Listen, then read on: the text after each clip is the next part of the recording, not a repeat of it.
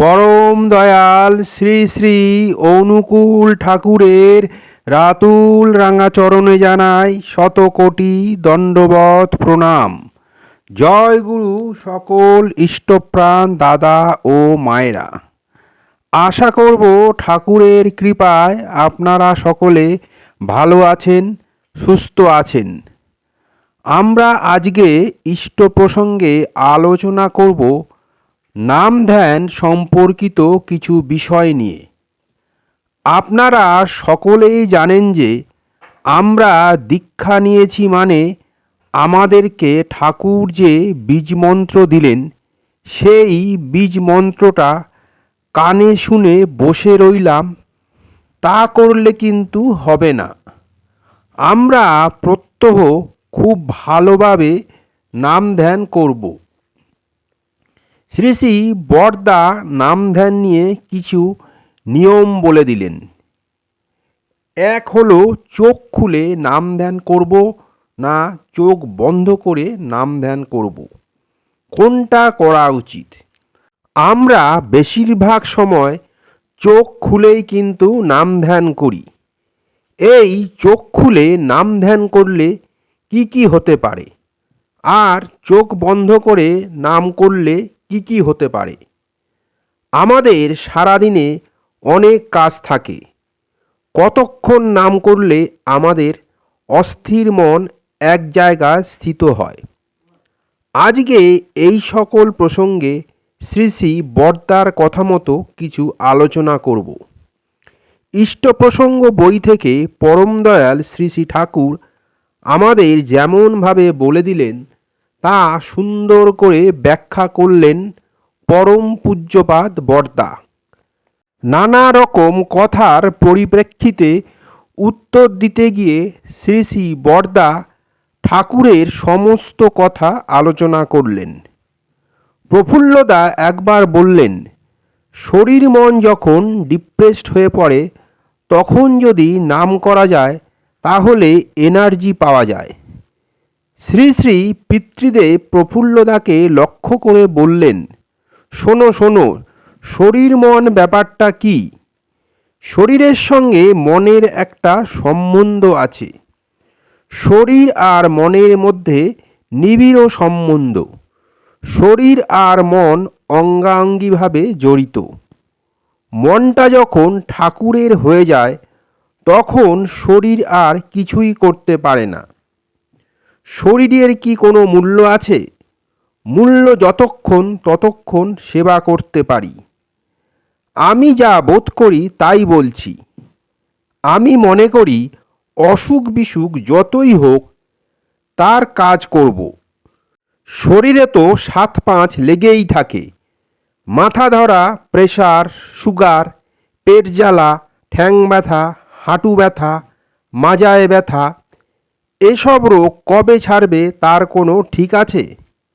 কিন্তু মনটা আমার কাছেই আছে, তাই নিয়ে আমি সুখে শান্তিতে থাকতে পারি। তাহলে বুঝতে পারলেন শরীর মনের সম্বন্ধ ঠিক কী। কিন্তু যে মন একবার তার চরণে দিয়ে দিয়েছি সে মনের আর অসুখ কী? সে মন তো চিরসবুজ। অতঃপর শ্রী শ্রী পিতৃদেব সঞ্জয়কে জিজ্ঞাসা করলেন, সঞ্জয় বলো তো নামে কি হয়? সঞ্জয়কে নিরুত্তর দেখে শ্রী শ্রী পিতৃদেব বললেন, নামে তীক্ষ্ণ হয়, নামে ধারালো হয়। ছুরিতে ধার থাকলে যেমন বেশি কাটে তেমনি নাম বেশি করলে করলে বুদ্ধি তীক্ষ্ণ হয়, ধ্যানে স্থির করে, মন দেওয়ার ক্ষমতা হয়। তাই সারাদিনের মধ্যে একবার নাম ধ্যানে বসতে হয়। সেটা 5 মিনিট হলেও আমাদের মনকে কিন্তু ঠাকুরের সঙ্গে সংযোগ করে কিছুক্ষণের জন্য ধরে রাখতে হয়। রোজ 5 মিনিটের জন্য যদি ঠাকুরের দিকে মন দেওয়া অভ্যাস করা হয় তাহলে অসম্ভব কাজ হয়, অসম্ভব কাজ সম্ভব হয়। এমনি করতে করতে মন দেওয়া অভ্যাস হয়ে যাবে। মনকে এক জায়গায় রাখা অভ্যাস করতে পারবে। তখন 1 ঘন্টার কাজ 5 মিনিটে হয়। এসবে তো বাঁচা বাড়ার পক্ষেই সুবিধা হবে। রোজ অন্তত 5 মিনিট ঠাকুরের নাম করব, ঠাকুরের চিন্তা করব। মন ছিটাই আছে, তাই হয়তো কোনো বিষয় ঠিকমতো বুঝতে পারছো না। মনকে যেই গুটাই নিয়ে এক জায়গায় করে ফেললে অমনি তাড়াতাড়ি বোঝা হয়ে যাবে কি হচ্ছে না হচ্ছে। তাই নাম অভ্যাস করলে পরীক্ষা পাশেরও সুবিধা হয়। নামের সময় ঢিলা হয়ে বসতে হয়, টান টান নয়। চোখ খুলে বা বন্ধ করে করতে পারো, তবে খুলে রাখলে সামনে যা যা থাকে সব দিকেই চোখ যায়। যেমন বুড়িদি আসছে, কুকুরটা যাচ্ছে, মন তখন সরে যায়। মাঝে মাঝে মনে হয় প্রাচীনকালে গুরু শিষ্যকে যেমন ছুঁয়ে দিয়ে বলতেন, যা বেটা নাম কর, সেরকম আপনি যদি আমাদের ছুঁয়ে দেন তাহলে এক লাফে অনেক কাজ করে ফেলতে পারে।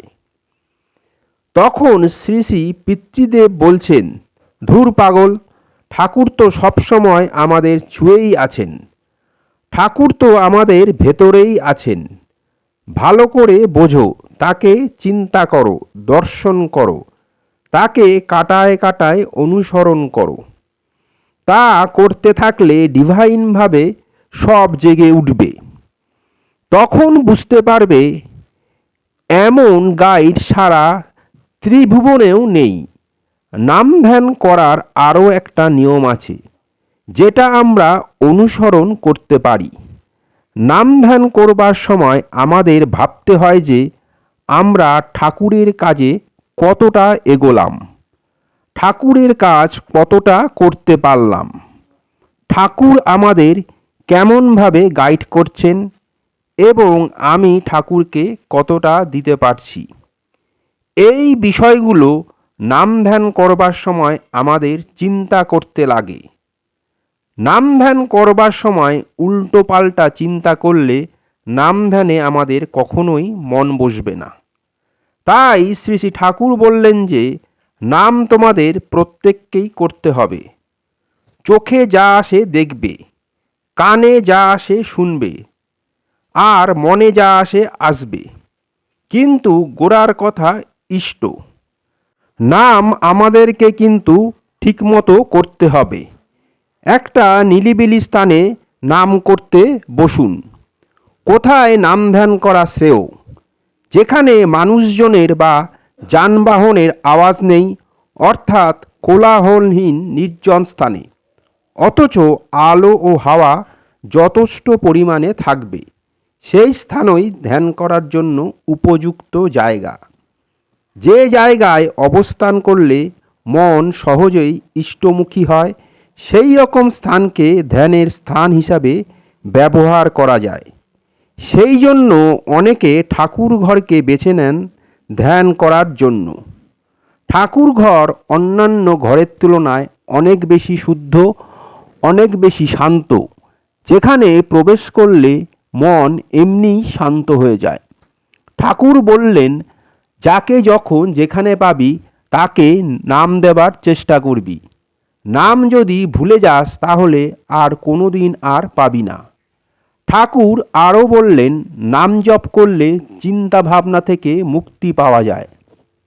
চিন্তা ভাবনা এমন একটা জিনিস যেটা কারোর অধীনে থাকে না, হঠাৎ হঠাৎ এসে উদয় হয় আর আমাদের চিন্তায় নিমজ্জিত করে।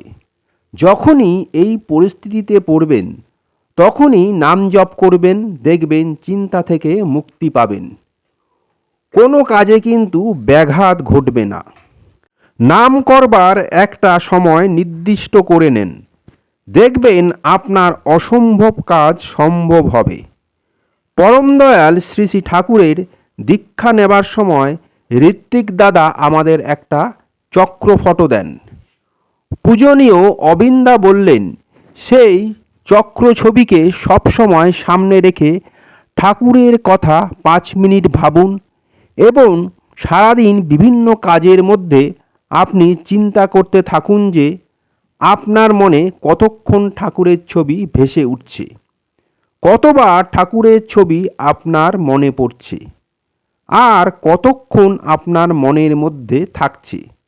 ঠাকুরের সঙ্গে সংযোগ যত গভীর হবে ততই আমরা ঠাকুরকে ভালোবাসব। এই চক্রফটো হাতে নিয়ে ধ্যান করতে হয় কেন? ধ্যান মানে গভীর চিন্তা, মনন এবং একাগ্রতার মাধ্যমে মানসিক প্রশান্তি, সচেতনতা এবং আত্ম উপলব্ধি অর্জনের একটি অনুশীলন। এটি একটি কৌশল যেখানে মনোযোগকে একটি নির্দিষ্ট বিষয়ে চিন্তা বা কাজের উপর নিবদ্ধ করা হয়, যার ফলে মানসিক চাপ কমে, মন শান্ত হয় এবং একাগ্রতা বৃদ্ধি পায়। ধ্যানের মাধ্যমে মনকে শান্ত ও স্থির রাখার চেষ্টা করা হয়। আমাদের মনে যদি ইষ্টের প্রতি পূর্ণ অনুরাগ না আসে, তাহলে ধ্যান সার্থক হবে না। পরম দয়াল শ্রী শ্রী ঠাকুর কীভাবে ধ্যানে বসার কথা বললেন? তিনি বললেন, কোনো মোলায়েম আসনে, পদ্মাসনে বসে বা যে আসনে বসে শরীরে কষ্ট কম হয় এবং শিরদাঁড়াটা সোজা রেখে চক্রফটকে চোখের সামনে রেখে নাম জপটা করিস। কুটস্থ মনটাকে ফেলে দিয়ে তবেই কিন্তু এই কর্মটা করবেন। এমনি প্রতিদিন করতে করতে শব্দ পাওয়া যায়। শব্দ শুনতে হয় স্থির চিত্তে, মন প্রাণ দিয়ে। চক্রফটকে সামনে নিয়ে ধ্যান করলে একটা আলাদা রকম শক্তি পাওয়া যায়। ধ্যান করার সময় চোখ বন্ধ করে ধ্যান করলেও অনেক আজে বাজে চিন্তা ধ্যানের মধ্যে চলে আসে। অনেক কামনা বাসনা, লোভ লালসা মনের মধ্যে এসে উদয় হয়। কিন্তু এই চক্রফট নিয়ে ধ্যান করলে আর বাজে চিন্তা আসবে না। যখন আজে বাজে চিন্তা আসবে তখনই এই চক্রফট একবার দর্শন করবেন, আর বাজে চিন্তা আসবে না। আমরা যদি এইভাবে নাম ধ্যান করতে পারি তবে ইষ্টের প্রতি অনুরাগ জন্মাবে। নাম ধ্যানে কিন্তু আয়ু বৃদ্ধি পায়। তাই ঠাকুর এই চক্রফট নিয়ে ধ্যান করার কথা বললেন। এই চক্রফট নিয়ে ধ্যান করলে একাগ্রতা বৃদ্ধি পাবে। এতে আপনারা বেশি করে ফল লাভ করবেন। এবার আমাদের জানতে হবে চক্রফট আমরা কোথায় রাখব এবং এর বিধিনিষেধগুলো কি কি। এটা একটি গুরুত্বপূর্ণ জিনিস, যেটা জানাটা খুবই দরকার। এই চক্রফট রাখার বেশ কিছু নিয়ম আছে, বিধিনিষেধ আছে, যা হয়তো অনেকে জানেন আর হয়তো কেউ কেউ জানেন না। ধ্যান করার পর চক্রফট ঠাকুরের সিংহাসনে রেখে দিন। চক্রফট কিন্তু কোনোদিন সামনে করে রাখবেন না। চক্রফট ধ্যান করার সময় ছাড়া কিন্তু দর্শন করতে নেই। চক্রফট নিয়ে ধ্যান করলে সহজেই কিন্তু পরম পিতার আশীর্বাদ লাভ করা যায়। আমরা নাম জপে আরও শক্তি অর্জন করতে পারি। তার জন্যই কিন্তু পরম দয়াল শ্রী শ্রী ঠাকুর চক্রফট নিয়ে ধ্যান করার কথা বলেছেন। পরম দয়ালকে ভালোবাসতে হয়, পরম দয়ালের ধ্যান করতে হয়, পরম দয়ালকে নাম করতে হয়। আর ভালোবেসে নাম ধ্যান করলে তিনিও আমাদের ঠিক দেখা দেন। তাহলে আমরা পরম দয়ালের নির্দেশ মতো কোনো মোলায়েম আসনে, পদ্মাসনে বসে বা যে আসনে বসে শরীরে কষ্ট কম হয় এবং শিরদাঁড়াটা সোজা রেখে চক্রফটকে চোখের সামনে রেখে চোখ বন্ধ করে অন্তত 5 মিনিট নাম জপটা করব। আজকের ইষ্ট প্রসঙ্গ এখানেই শেষ করলাম। আশা করব আজকের আলোচনা আপনাদের ভালো লাগবে। আলোচনাটা ভালো লাগলে লাইক করবেন, বেশি বেশি করে শেয়ার করবেন, যাতে আরও অনেকেই উপকৃত হন। আমার চ্যানেলটা সাবস্ক্রাইব করবেন এবং আমার পাশে থাকবেন। এরকম আরও অনেক অজানা ঠাকুরের তথ্য নিয়ে যাতে আপনাদের সামনে হাজির হতে পারি। সবাই ভালো থাকবেন, সুস্থ থাকবেন, আনন্দে থাকবেন, খুশিতে থাকবেন। ঠাকুরের কাছে সদা সর্বদাই এই প্রার্থনা করি, ঠাকুর সর্বদাই আপনাদের যেন ভালো রাখে, সুস্থ রাখে। কালকে আবার ঠাকুরের নতুন তথ্য নিয়ে হাজির হব। জয় গুরু, বন্দে পুরুষোত্তমম।